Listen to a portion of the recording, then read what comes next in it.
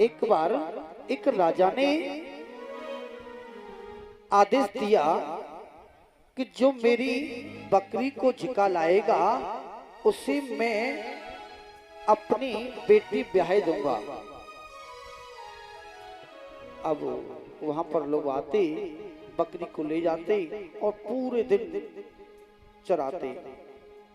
शाम को जब बकरी को लेकर आते, राजा से कहते हैं कि महाराज हमने आपकी बकरी झिका दी। अब राजा उसे हरी घास डालता और बकरी तुरंत खाने लग जाती। राजा उसे जेल में डाल देता। अब राजा ने 10, 20, 50 लोगों को जेल में डाल दिया और कहने लगा कि मेरी बकरी को कोई झिका नहीं सकता है। तभी वहां पर एक वृद्ध पुरुष पहुंचे हैं, हाथ में डंडा है, कमर झुकी हुई है और राजा से कहा, राजा तेरी बकरी को हम झिकाकर लाएंगे। बोले तुम झिका के लाओगे? बोले हाँ। अब वह वृद्ध पुरुष बकरी को लेकर जंगल में चले जाते हैं और बकरी के सामने डंडा लेकर बैठ गए। और जैसे ही बकरी घास में मुंह डालने को तैयार हो रही है, तभी बकरी के मुंह पर एक डंडा देते हैं। सुबह से शाम तक उन्होंने बकरी को एक तिनका भी घास का खाने नहीं दिया।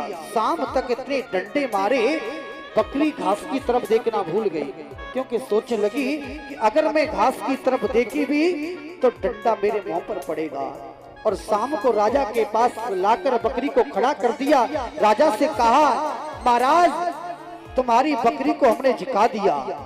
बोले तुमने झिका दिया? बोले हाँ। बोले इसकी भूख तो खाली है। बोले भूखों से कोई मतलब नहीं है, तुम घास डालकर देखो, अगर खाए तो समझना नहीं झिकी है और न खाए तो समझना झिक गई है। अब राजा ने घास डाली है और वह वृद्ध पुरुष बकरी के सामने डंडा लेकर बैठ गई। और बकरी की नजर है डंडा पर, घास पर नहीं है। अब बकरी सोच रही है कि अगर मैंने घास की तरफ मुंह भी किया तो डंडा पड़ेगी।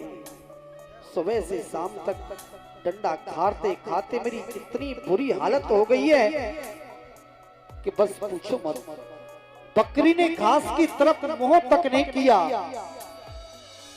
तो सुखदेव जी कहते हैं, राजा परीक्षित मैं तुझे बार-बार समझा रहा हूं, तुझे 7 दिन में श्राप लगा है मरने का।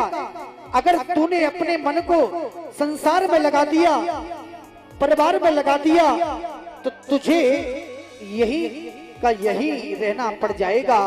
और जब तक तू अपने मन को डंडे से नहीं मथेगा, जब तक अपने मन पर डंडा नहीं जमाएगा, तब तक तेरा मन संसार की तरफ से नहीं हटेगा। इसलिए तू अपने मन को केवल भगवान के चरणों में लगा दे।